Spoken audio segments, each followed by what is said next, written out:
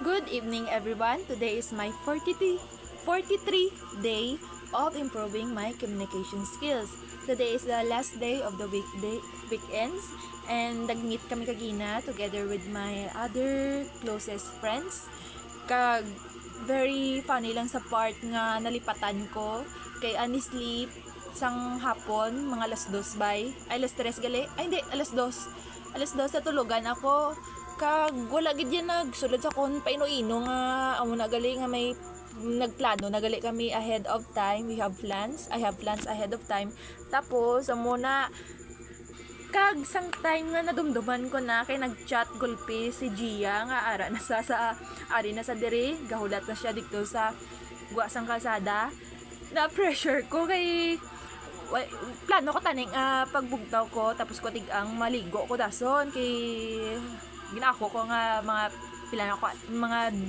1.5 day na ko wala ka tila paligo, so gusto ko maligo. But then amo to ning nagchat si Gia nga ara sa sagwa nagdali-dali ko himos wala na ko kaayos gid sa akong kagalingon kay honestly wala ko man hindi man na gid amo gid akong ginaproblemahan. Pero amo na bangod wala ako paligo medyo bangon na akong kakele sang binutangan ko tawas ba Diyos ko hindi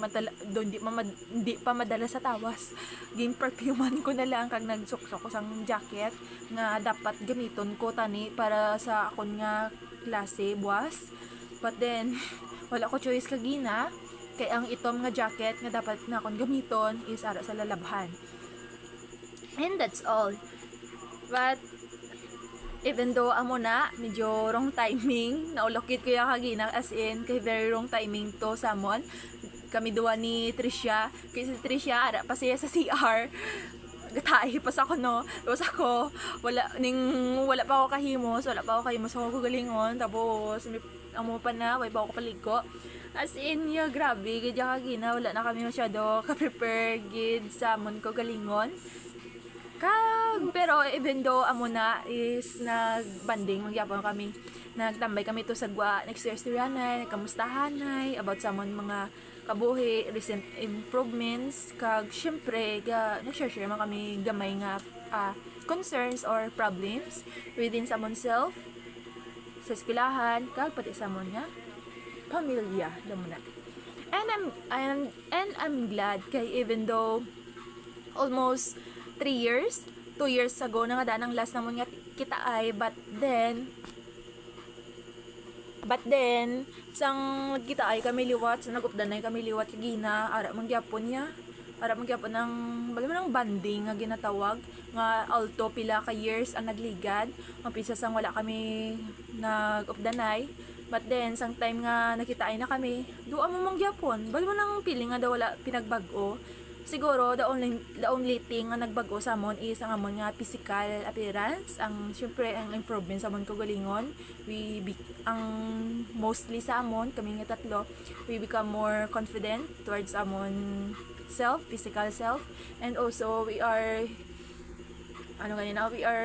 having different plans kag goals toward man sa amon nga magiging future. Kag amon ang mga bagay nga amon ging istoryahan kagina.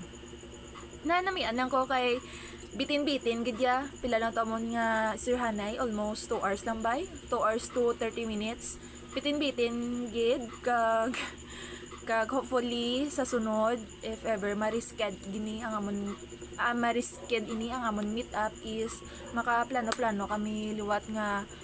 may time gid bala kag available kami nga tatlo kay honestly gidya kagina hindi kami busy kami throughout the whole year throughout sa October, November, December sang 2025. Kumbaga wa iligid kami time para sa para magmuni-muni bala mag-updanay kay may mga other agenda and also plans na kami nga daan nga ginaobra adlaw-adlaw. So busy gid kami nga tatlo. Pero muna nagkaangkaon kami to gamay amo na kag nagistoryahanay towards sa mga randoms nga bagay kag also kamustahanay towards sa myself, and that's all. Kag today man after sini Nag-istoryanay man kami together with our older sister, ang amon Manang, si Manang Claire, and we talk about things man towards sa may ginapahinyo siya sa akon, kag kamusta ko man siya towards sa iya kung anong kakadaba siya kabuhi, kag I feel glad nga I'm able to communicate to her well gidya, kag bali man ang feeling nga wala ka na huya nga i-express mo concerns and etc. towards sa imo nga utod do muna wala ko nabatsyaggan kay mostly nga daan sa akong pagkabalo, mostly sa mga siblings or utod medyo nahuya or hindi komportable mag-show sang concerns or love or ano ganyan tawag sila, love gin man basta similar sa love towards sa isa kag isa, kay amo na gani awkward kag daw para sila OA, but then sa akon komportable ko yung i-show ina. And also happy man si Manang Claire kay amo na nakakaistoryanay kami. I'm open to her together with my younger sister si Mika, and we talk a lot. Amo na ang ditabo sa akong personal life. I will only limit the time that I'm going to consume sa pag-video, kay honestly full storage ang gid ko, and I really need to upload it kung makakita na ko sang wifi nga kay kalain nga daan kung sa data ko siya i-upload kay dako ang iyakaon sa kon imbi hindi makapatas ang data towards sa pag-upload sa video sa YouTube, kay dako ilakaon, so dapat kinanglan ko gid sang wifi. And that's all for today, and the quote of the data is panumduman ko anay. The quote of the data, honestly wala ko na siya ginpanumduman, is to be free and be comfortable sa mga bagay nga gusto mo himuon. Meaning, dapat as much as possible, although hindi ni siya kontrolado, hindi ni siya natin personally makontrol or mapunggan, but then we should allow ourselves to be free gidya sa mga bagay nga gusto ta himuon, nga wala kita bala ginapunggan towards sa magiging opinions ang iban, perspectives ang iban, or ang ilang